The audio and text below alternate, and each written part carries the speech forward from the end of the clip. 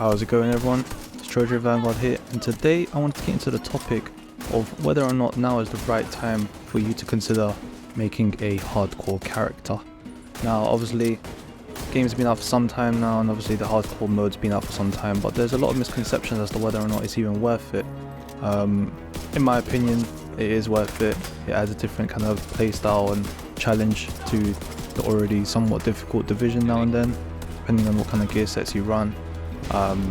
But you know, I wanted to kind of get more in depth as to the hardcore mode itself and try to talk about whether or not it's something that if you are considering, now is probably the best time for you to get into it. You know, it can be brutally honest, especially when that permadeath kicks in. I've had it before where you've got like a character with 4 days playtime and you just died from something stupid, and then you think, damn, everything I had's gone. But luckily, with the new introduction of the Descent mode, it is hands down the safest and most efficient way to level up your hardcore character.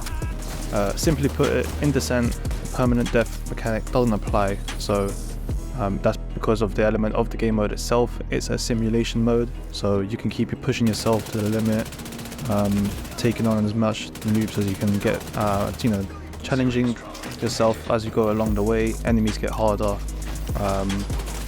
and if you make a mistake, you know, there's no, you know, you can basically do Descent without, and use a hardcore mode character without the anxiety of, you know, losing your character for good. So it kind of makes it the perfect place to grind for experience and gear whilst learning the ropes of hardcore without the pressure if it is like your first run. And if you're someone who struggles with hardcore, Descent can act as a great practice ground. It builds up your skills, and you kind of, if you're kind of fairly brand new to the game, it's a great way to at least get knowledge of the game systems, all within basically a controlled, safe environment where you're preparing yourself for the, let's say, outside world without zero consequences, basically. Obviously, in conjunction with this, we've got the ×5 XP event coming up next week, so depending on when you watch this, you may be preparing yourself for it or it's gone by, but with the new seasons there is typically a similar event that will come out during the season. What this initially basically does is it skyrockets, let's put it in simplest terms, it skyrockets your leveling progress. So if you haven't got your watch maxed out, it basically gives you a massive boost in experience points. So if you want to make the most of this, I'd highly recommend focusing on the public execution events in the you know, the world map, or just tackling control points with like a one-shot build. These kind of make your progression, like you earn tons of XP during these like events, and with the ×5 XP boost, you're gonna earn a lot. So you could easily get like 3-5 levels from this.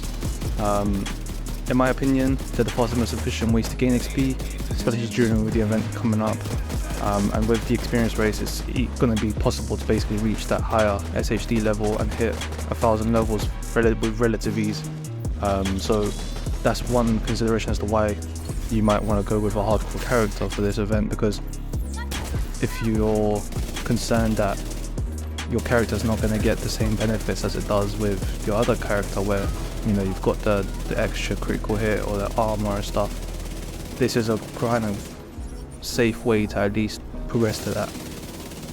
If, you know, that's not something that interests you, then just consider it as a personal challenge, you know. Leveling up your hardcore character can be a bit more than just progression. It can also be seen as like something that you put yourself and try to push yourself with.